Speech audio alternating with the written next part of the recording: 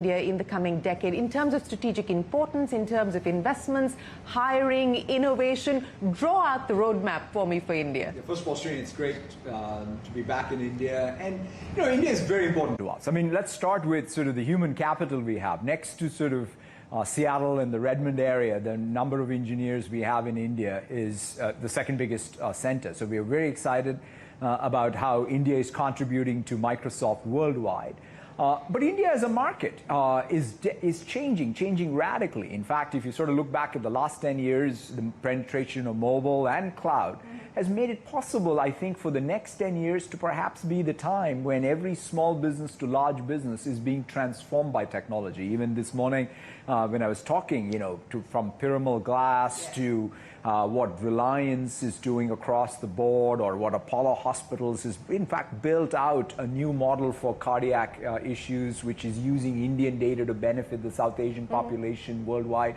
These are all amazing examples of, I think, how technology can make broad sectoral progress around economic growth and productivity. You spoke about the importance of India from a human capital perspective, but given the potential of the Indian economy, as well as the way that you're seeing this play out from a digital transformation perspective, what is it going to mean in terms of revenues for Microsoft?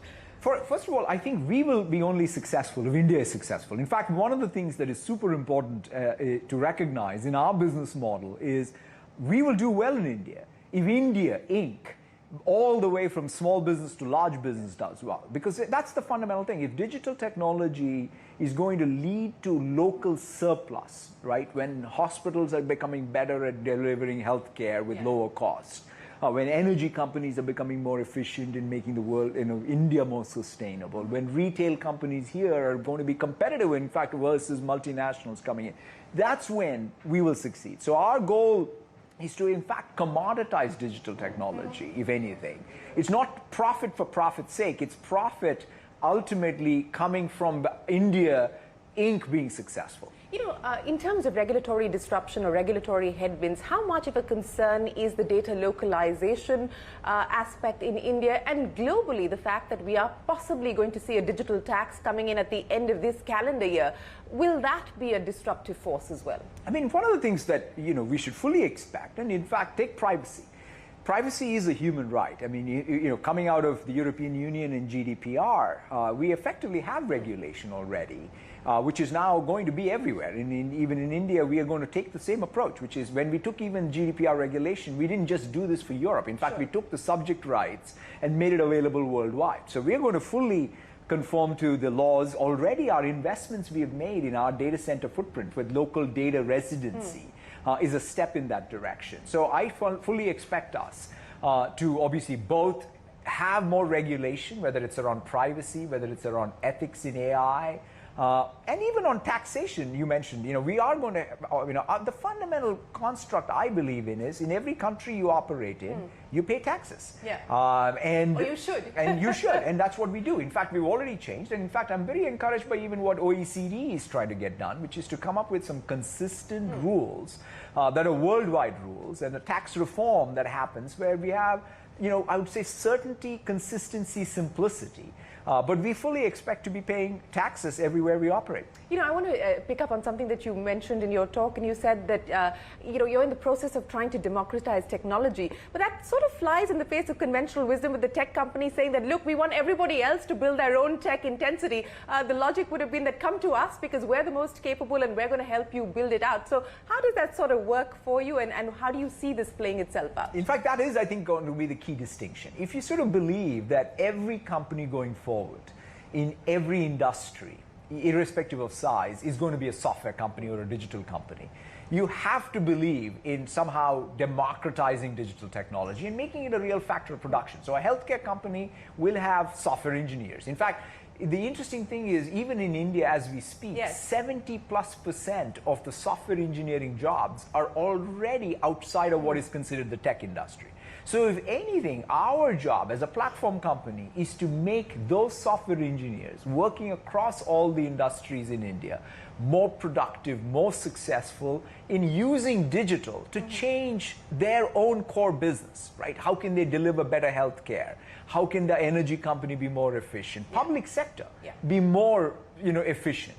That's really our core goal. So what is that going to mean in terms of tangible action for Microsoft specifically? Are we going to see more collaboration? Are we going to see more partnerships? What is this going to do in terms of determining the course of future M&A for you?